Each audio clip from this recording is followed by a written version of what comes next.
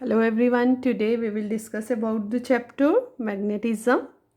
As you all know that the substances which have the property of attracting iron, they are called magnets, and the first magnet were found from a naturally occurring mineral of iron, and that mineral of iron called magnetite. And there is a story of it's about a shepherd named Magnus, whose shoe nails and iron hook of his stick were stuck to a rope containing magnetite. And the rope was later found to attract iron pieces and was called the magnet. The word magnet originated from the name of a town, Magnesia. It is in a district in Asia Minor where large deposits of magnetite were found. Okay. Today we will discuss about the magnetic and non-magnetic substances along with the properties of magnet. But before that, I want to show you different shaped artificial magnets. So here the first one is the horseshoe magnet. You can see the two poles are there, south and north pole. Here it is a ring shaped magnet. Okay, then this one is the needle shaped magnet, and this is the bar magnet. Okay, now two type of substances are there: magnetic substances and non-magnetic substances. So if I bring this magnet closer to these pieces of wood, these are the pieces of wood. If I will bring this magnet towards it, see, it will not get cling to it, it will not get attracted towards it, which shows that this is not a magnetic substance. And if I bring this magnet closer to an iron nail, the iron nail will get cling to it. Okay, so it means some substances which get attracted towards the magnet, they are known as magnetic substances. On the other hand, the substances which do not get attracted towards the magnet, they are known as non-magnetic substances. Examples of magnetic substances are iron, nickel, cobalt, and alloys of magnetic substances. Whereas examples of non-magnetic substances are wood, plastic, paper, glass, copper, aluminium, rubber. All these are non-magnetic substances. Now we'll discuss the properties of magnet. The first one is a magnet has two poles. You can see here, if I show you this bar magnet, you can clearly see the both north and south pole of this. N and S is written there. So both north and south pole you can observe clearly, okay, for this.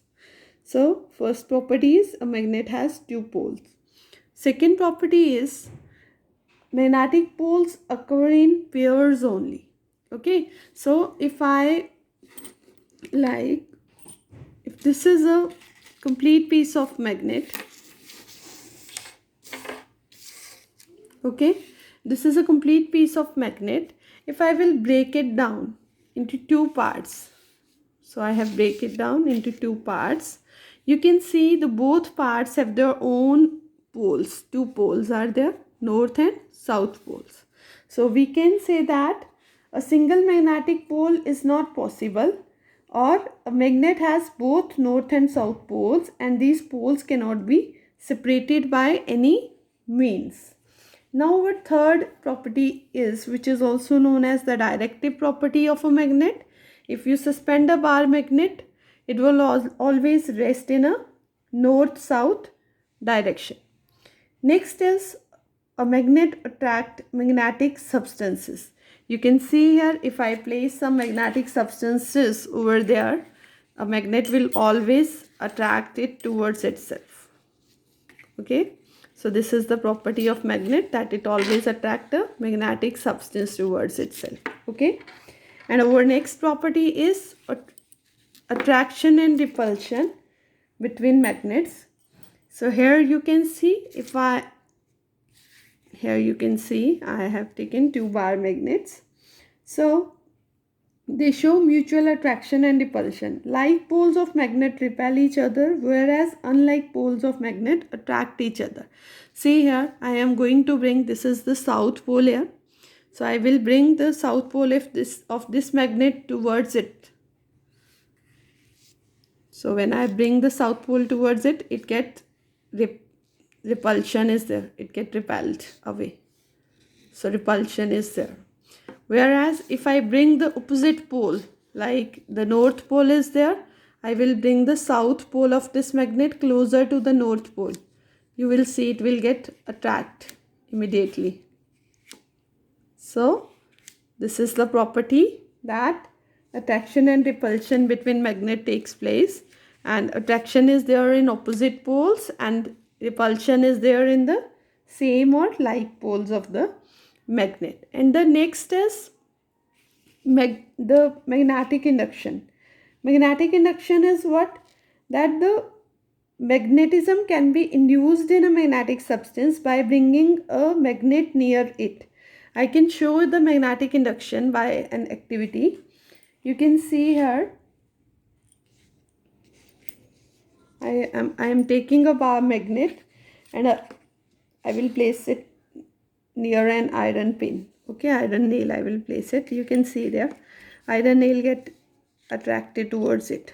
Okay, so once it get attracted towards it, this iron nail will act as a magnet. See, it is again attracting another nail towards itself. So it is attracting another nail towards itself. It behaves, this iron nail behave as a magnet itself. This induced phenomena is known as magnetic induction. And the strength of magnet is maximum at the poles of the magnet. I want to show that the strength of magnet is maximum at the poles of the magnet. I will show it with an activity. See, I have iron fillings with me.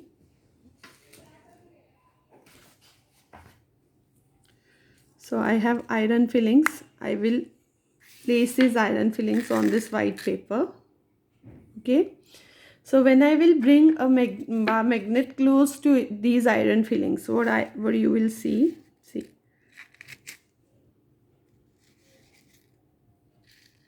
see, maximum of the iron fillings get cling to the ends of the magnets. So we can say the strength of the magnet is maximum at the poles, but it is minimum at the center of the, minimum or negligible at the center of the magnets. That's all for day today. Thank you.